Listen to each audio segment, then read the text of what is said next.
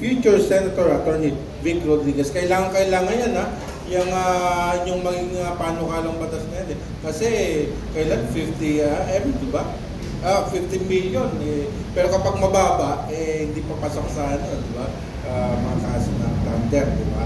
Kaya kailangan natin ng ganyang magiging senador, sa bansang ito. Okay, at ngayon naman ay tawagin naman natin ang ating next speaker. Yan, let me introduce the respected former Senator Nikki Cosseteng, who is also former Congresswoman, a human rights and women's rights activist, a nationalist, and now educator as the president of Diliman College and Diliman Preparatory School. Welcome for your opening statement, Ma'am Nikki Cosseteng, Senator. Thank you, Ben. Sa magandang umaga sa iyo, Ben. Kay Attorney na susunod magiging senador. Maganda yung mga sinabi niya kanina. Sa ating po mga kaibigan sa media, sa ating mga tagapanood at tagapakinig, isang maalam na pagbati po. Ipapasalamat po ako na naanyayahan na makibahagi sa araw na ito. Dahil matagal na po ako hindi nakapunta rito sa Kamuning Forum, Kamuning Bakery Forum. Pero napansin ko, yung sinabi ko yata 4 years ago, nare-replay lagi. Pero nakikita ko lagi yung background, Kamuning Forum. Kaya siguro hindi na ako inimbita. Pero salamat po sa inyong paanyaya. Napakabigat po ng pag-uusapan sa araw na ito. Binanggit ni Ben kanina tungkol sa pagkain. Matindi po yun. Yun isa sa pinaka-matinding paksa na dapat natin pag-usapan.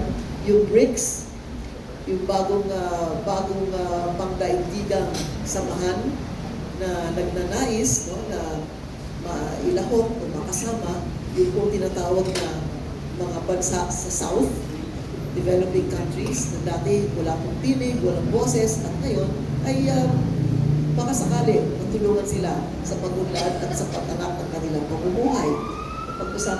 Pag-uusapan din yung PhilHealth, kung saan po ang ating mga kababayan ay umaasa para sa kanilang mga kailangan pangkalusugan na hanggang sa ngayon ay hirap na hirap pa rin po sila sa pangtustos ng kanilang mga gastusin pangkalusugan at eleksyon.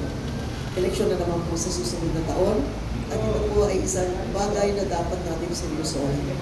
Dahil kung yan pong sinasabi nga ni Attorney Rodriguez na tungkol sa boto o tungkol sa eleksyon o tungkol man sa kanilang mga plataforma sa lahat ng mga kandidato, mahalaga po na suriin natin po ng mabuti.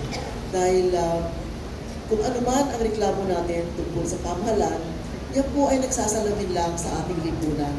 Kung gusto natin gumanda, may pagpalaki natin, yung ating pong mga nanunungkulan, nasa sa ating pong mga kamay kung paano pong mangyayari yun. Hindi po milagro, wala pong volunteer.